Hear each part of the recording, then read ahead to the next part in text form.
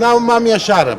ماميە شاربەتی و خەریکی والله ئەمن مەزبەحمەیە ئێستاژنیە هاوینان ئیش دەکەم بەس. دەی لە ساغ و شاڵڵا لەگەڵ ڕەمەزانێک کوی والله هیچ عیبی نییە. دەی لە بەڕۆژیش مەرحەمدلله و شکر. الحەمدولله خاڵێمان قوڵ بکاتێت لە پرۆگرامی خەڵاتی دیمە لەگەڵتم پرسیارە لێ دەکەم فەرموو. ئەگەر زانم دیارێک پێشکەوتم. یاڵڵا ئینشاءڵڵا بەشکم زانی. کام پێغەمبەر بوو کە ڕۆژانە ڕۆژێ 100 نوێژی دەکرد. پێغەمبەرێک کە بوو ڕۆژێ 100 نوێژی دەکرد. پێغەمبەرەکە بوو ڕۆژێ 100 نوێژ دەکرد. پێغەمبەری خۆمان بوو ئەبزان محەممەد صلی الله عليه وسلم. ئەتە چ دەڵێ؟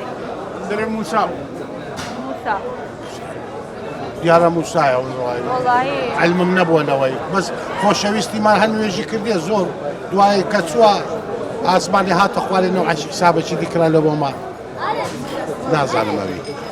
نازانێ ئەتە با بێمە بین چند ئەتە چ دەڵێ؟ موسا نایگۆڕی؟ ناوڵە نایگۆڕم بەسەراتە چی خۆش ناخۆشترین شتت پێ بڵێم ئەو دەلو ناخۆش بلو خۆشترین شتم پێ بڵێ لۆ ناخۆشترینم پێ دەڵێ وڵا هیچم نییە جێڕمەوەی تەکید تاکید پێغەمبەر موسا آخر وەڵامتە